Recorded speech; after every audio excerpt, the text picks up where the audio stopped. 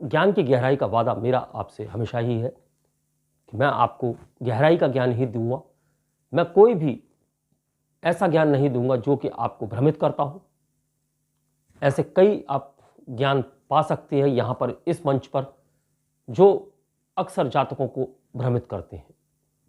ऐसे किसी भी ज्ञान से मेरा कोई संबंध नहीं है। मेरा संबंध सिर्फ और सिर्फ उस सच्चे ज्ञान से है जो हम शास्त्रों से प्राप्त करते हैं और जो हम अनुभव से प्राप्त करते हैं। शुभं कुरुत्वं कल्याणं आरोग्यं धन संपदा। नमस्कार दोस्तों, शून्य से शिखर तक ज्योतिष ज्ञान की इस परिचर्चा में मैं राजेश कुमार पुरी आप सभी का हार्दिक अभिनंदन करता हूं।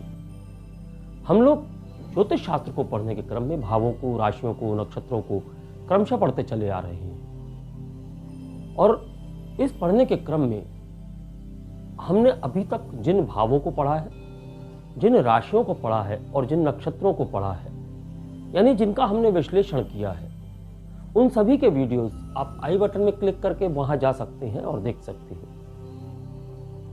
और यदि आपको हमारे द्वारा उपलब्ध कराई गई जानकारी उपयोगी लगती है, सटीकता के नजदीक लगती है और आपको लगता है कि इस जानकारी के अंदर गहराई है, तो आपसे मेरा अनुरोध है कि वीडियो को लाइक करें, चैनल सब्सक्राइब करें और बेल आइकन का बटन दबा दें ताकि आने वाले वीडियोस आपको समय से प्राप्त हो सके। इससे पूर्व हमने श्रवण नक्षत्र को पढ़ा था जो कि 22वें नंबर का नक्षत्र था और आज हम 23वें नंबर का नक्षत्र धनिष्ठा पढ़ने जा रहे हैं।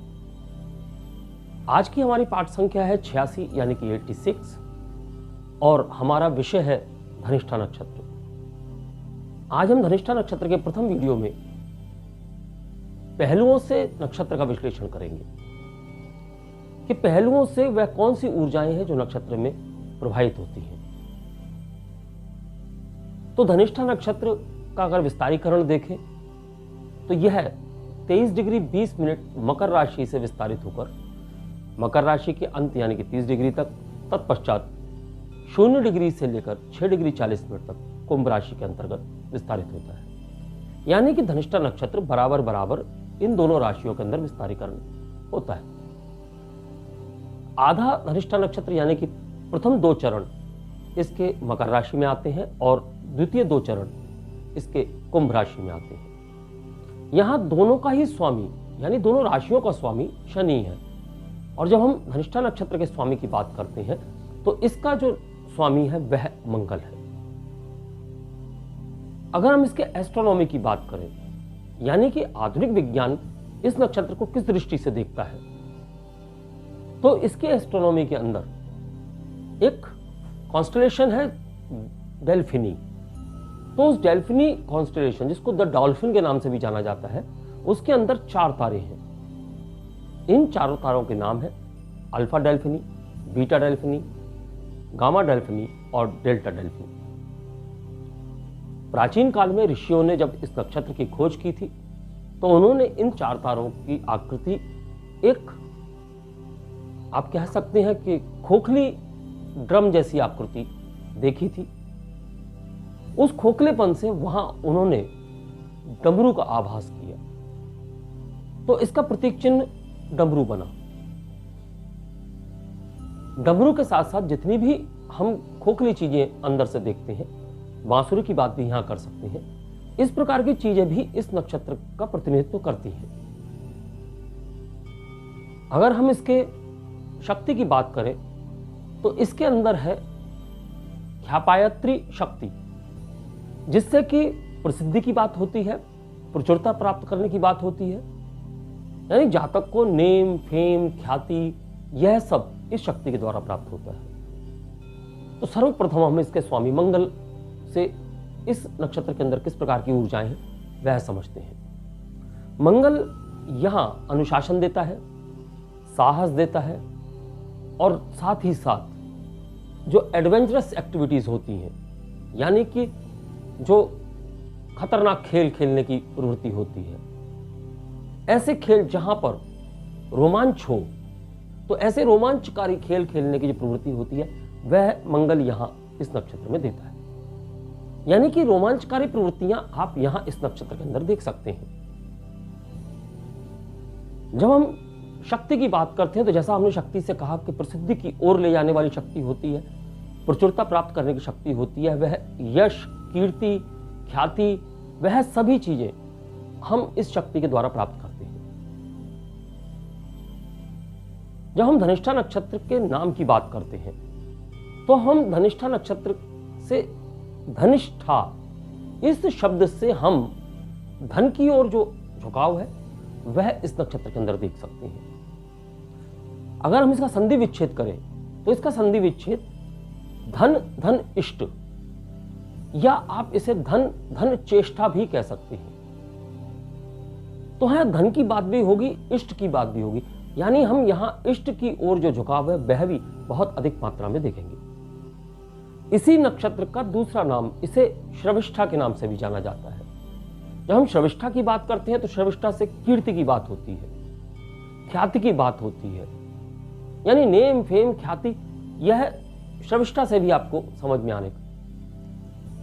अगर हम इस नक्षत्र के उद्देश्य की बात करें तो इस नक्षत्र का उद्देश्य दूसरों के साथ अपने संबंधों और रचनात्मक, सामाजिक, कलात्मक अभिव्यक्ति को व्यक्त करते हुए और उनके माध्यम से अहंकार और धर्म, या आप इसे पहचान भी कह सकते हैं कि पहचान या धर्म का विकास करने की जो प्रवृत्ति होती है वह इस नक्षत्र में देखी जा सकती है। यह नक्षत्र वर्तमान को बदलने की क्षमता वाला नक्षत्र है, तो वह क्षमता भी आप इस नक्षत्र के अंदर देख सकते हैं।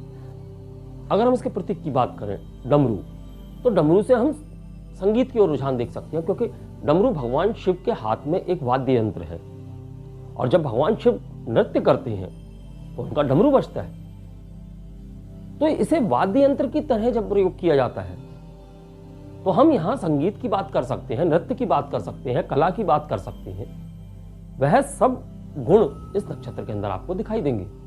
गायन की प्रतिभा भी यह नक्षत्र देता है। डमरू के साथ साथ जैसा हमने पूर्व में कहा कि बांसुरी भी हम इसे जोड़कर देखते हैं, तो बांसुरी की क्षमता भी वायु से बजने वाली बांसुरी, और अंदर से वह खोखली होती है। तो डमरू से हम यहां जातक के अंदर के उस खालीपन को देख सकते हैं जो वह आध्यात्मिकता में उतरने के लिए अपने मन को रिक्त करता है, ध्यान में उतरने के लिए अपने मन को रिक्त करता है, क्योंकि वहां इन सब चीजों की आवश्यकता होती है। अंदर का जो हिस्सा है, यानी कि हमारा आंतरिक हिस्सा जो है वह रिक्त हो। आंतरिक हिस्से से मतलब हम शारीरिक रूप से बात नहीं कर रहे हैं। आंतरिकता का मतलब है कि जहां आपके मन की बात हो रही है। तो मन शुद्ध कब होगा? जब वह विचारों से रिक्त होगा। तो उस खालीपन को हम आध्यात्मिकता की ओर झुकाकर देख सकते हैं। अगर हम इसके ऊपर निवास करने वाले देवताओं की बात करें तो मैंने देवताओं कहा, तो आप समझ सकते हैं कि इसके ऊपर एक या दो नहीं 8 देवता निवास करते हैं।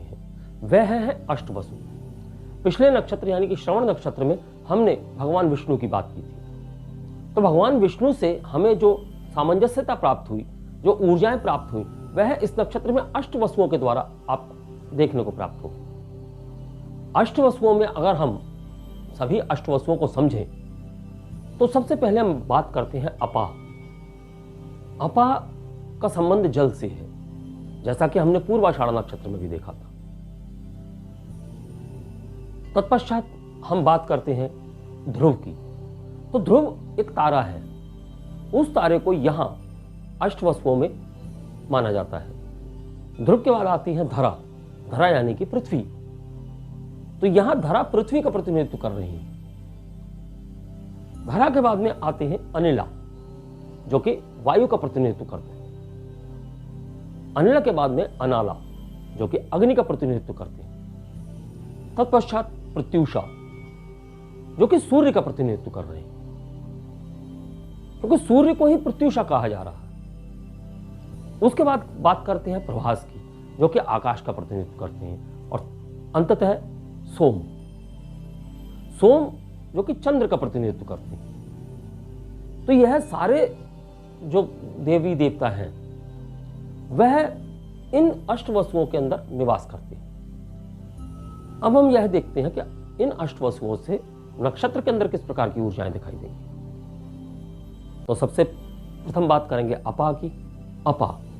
अपा जो कि जल की देवी है, उनसे यहां पर जो ऊर्जा प्राप्त होती है वह अपराजित होने की ऊर्जा प्राप्त होती है, यानी कि पराजित ना होने की।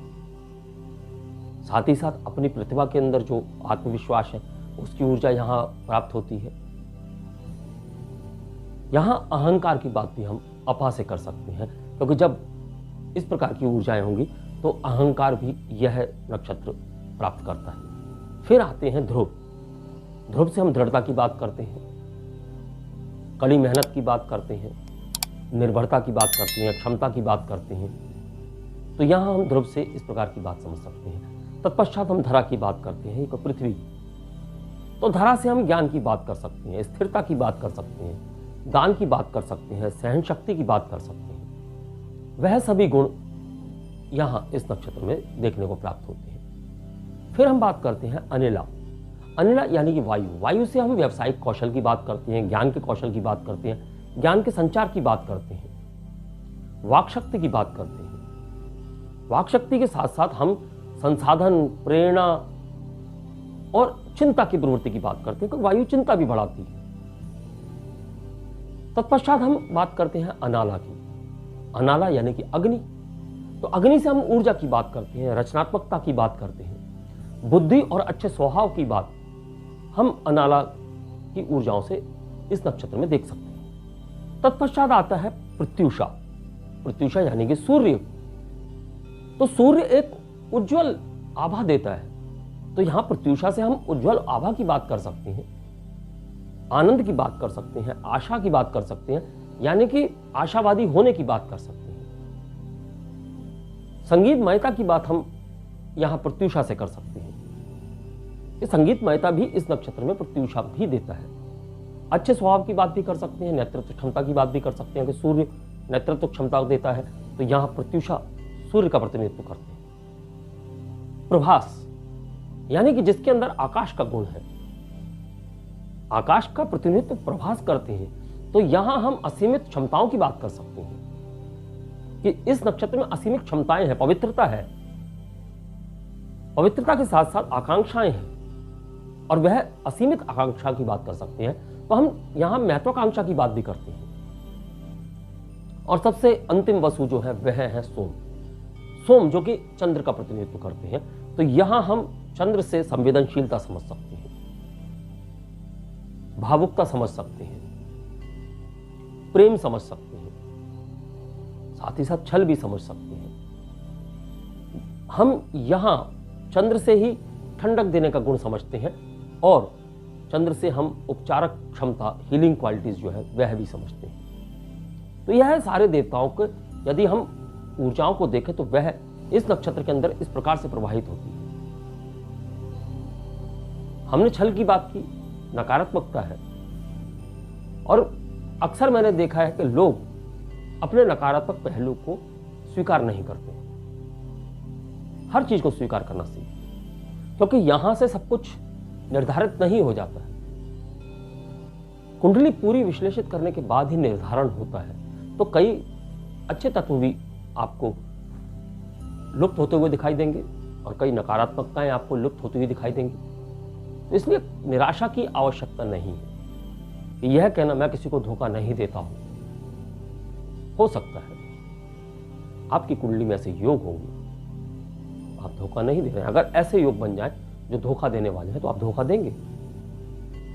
उस नक्षत्र की उस नकारात्मक ऊर्जा को ग्रह उत्तेजित करते हैं, यह बात आप यहां समझ सकते हैं। अब इसके बाद हम बात करते हैं इसके वर्ण, गुण, तत्व, प्रकृति।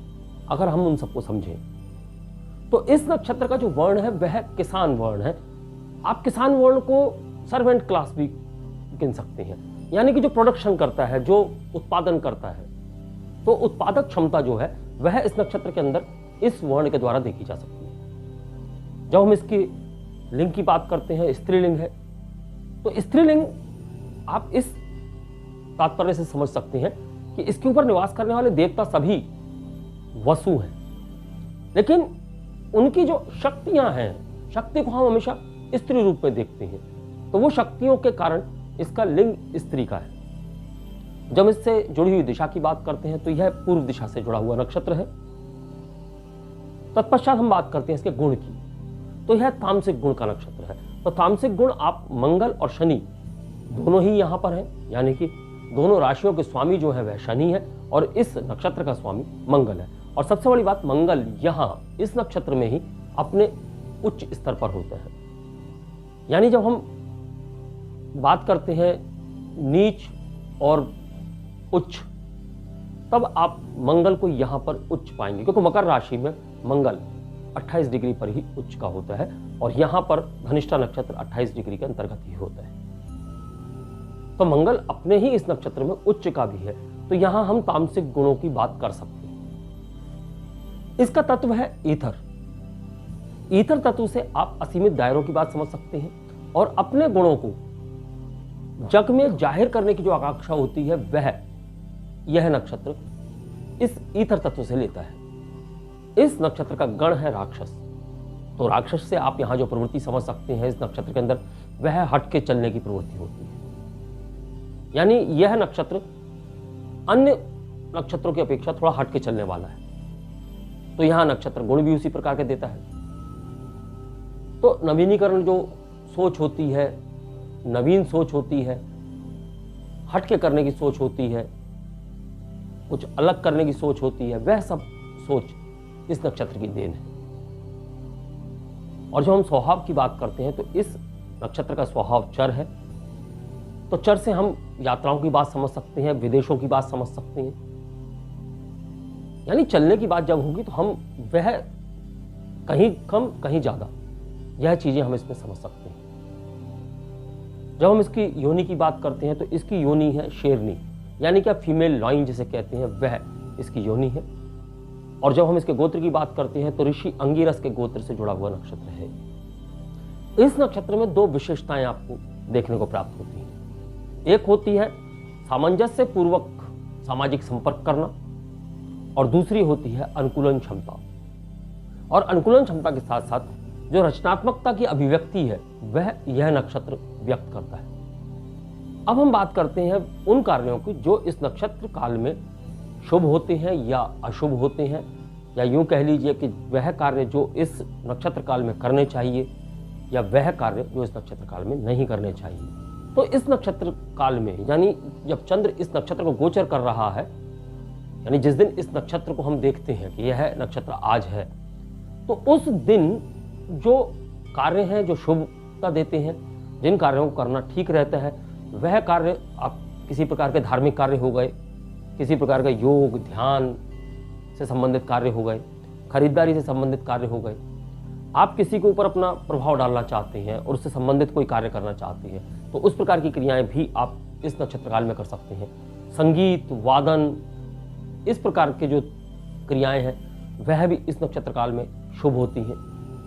जब आप संपत्ति खरीदने की बात करते हैं, यानी अचल संपत्ति की बात करते हैं, जमीन जायदाद वगैरह खरीदने की बात करते हैं, वह भी इस नक्षत्र काल में अच्छा होता है। लेन देन के कार्य जो होते हैं वह इस नक्षत्र काल में अच्छे होते हैं। और यदि आप अपना कुछ ऐसा आपने कार्य किया है जो आप जग जाहिर करना चाहते हैं, तो वह इस नक्षत्र काल में अच्छा होता है। यानी जैसे किताब का विमोचन हो गया, या आप कुछ संसार के सामने रखना चाहते हैं, एक समाज के सामने कुछ रखना चाहते हैं नया, तो वह इस नक्षत्र काल में अच्छा होता है। और इस नक्षत्र काल में जो कार्य नहीं करने चाहिए तो वह विवाह है, किसी भी स्थिर स्वभाव का जो कार्य होता है वह इस काल में नहीं करना चाहिए। तो इस प्रकार के कार्य इस नक्षत्र काल में करने से आपके कार्य बनते ही नहीं। और जब हम इसके पंचांगीय गणना करते हैं तो इस नक्षत्र को हम अष्टमी तिथि से जुड़ा हुआ पाते हैं। अष्टमी यानी कि शुक्ल पक्ष और कृष्ण पक्ष दोनों ही पक्षों की जो अष्टमी तिथि है उससे जुड़ा हुआ नक्षत्र है।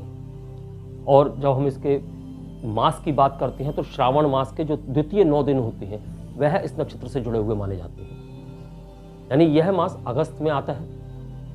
और जब हम इस नक्षत्र से जुड़ी हुई आजीविकाओं की बात करते हैं तो जितने भी हमारे पहलू हैं जो हमने इसके अंदर देखे हैं, हम उन सभी को जोड़कर इसके आजीविकाओं को समझ सकते हैं। तो मंगल है तो मंगल से हम यहाँ पर इस प्रकार की बातें समझ सकते हैं। जमीन जायदाद से संबंधित कार्य जो होते हैं, खरीदारी उस प्रकार के कार्य हो सकते हैं।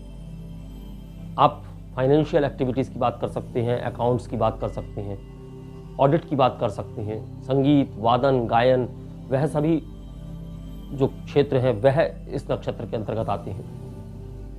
आप यहाँ पर इस नक्षत्र में आप मीडिया से संबंधित, एंटरटेनमेंट से संबंधित, मनोरंजन और जो आपका संचार है उससे संबंधित आप बातों को समझ सकते हैं। कम्युनिकेशन स्किल भी यहाँ इस नक्षत्र में बहुत अच्छी है।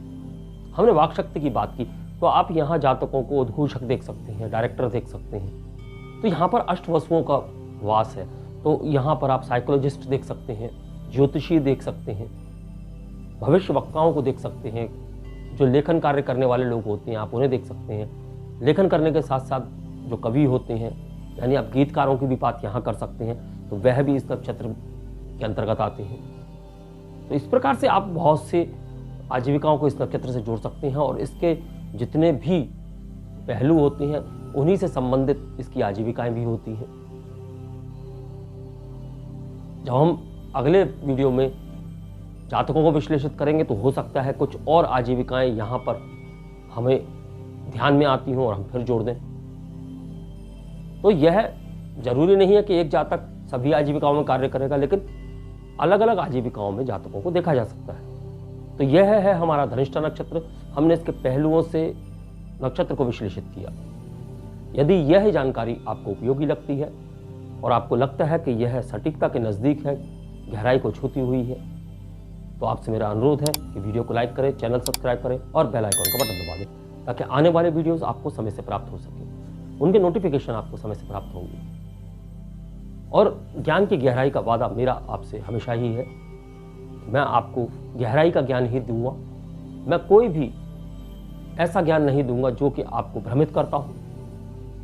ऐसे कई आप ज्ञान पा सकते हैं यहाँ पर इस मंच पर जो अक्सर जातकों को भ्रमित करते हैं। ऐसे किसी भी ज्ञान से मेरा कोई संबंध नहीं है। मेरा संबंध सिर्फ और सिर्फ उस सच्चे ज्ञान से है जो हम शास्त्रों से प्राप्त करते हैं और जो हम अनुभव से प्राप्त करते हैं। अगला वीडियो धनिष्ठा नक्षत्र का ही होगा, जहां हम इन्हीं पहलुओं को समझते हुए जातकों को विश्लेषित करेंगे और जातकों के अंदर क्या क्या गुण, अवगुण, विशेषताएं, नकारात्मकताएं, सकारात्मकताएं जो भी हैं वह सब हम अगले वीडियो में समझेंगे।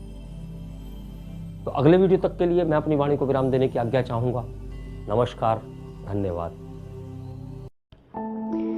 शुभं कुरु त्वं कल्याणं